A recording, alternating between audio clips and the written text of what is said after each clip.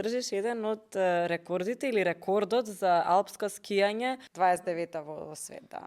Мојата прва кариера, порано не велев така, меѓутоа сега викам првата кариера, сепак ми е спортист, професионален спортист. И така и одбрав да студирам економија, инаку цел живот мечтаев, бев математичар многу добар, учев во Корчагин, сакав да студирам електрофакултет, меѓутоа кога дојде изборот на факултет, имаше само два факултети кај што можеше воредно да се студира, економски и правен, и така избрав економски факултет, бидејќи навистина спортот беше мојот живот. Значи скијањето е многу тежок спорт и премногу скап спорт и искрено јас донесов одлука моите деца да не тренираат професионално скијање заради и тешките услови, второ затоа што во Македонија нема добри центри за тренинг и така натаму, постојано сте на пат, дали се тоа глечери во Италија, Австрија и е скапо, меѓутоа и не сте тука. Така што еве јас зима генерално скијав, потоа лето кога сите се дружеа и скачаа, морав да спремам испити. Воопшто не се жалам. Навистина мислам дека во развој на мојот дух, на карактер, многу големо влијание имало спортот. Тренирате, ама една трка трае околу една минута. Значи ако таа минута не ви е најдобрата денот или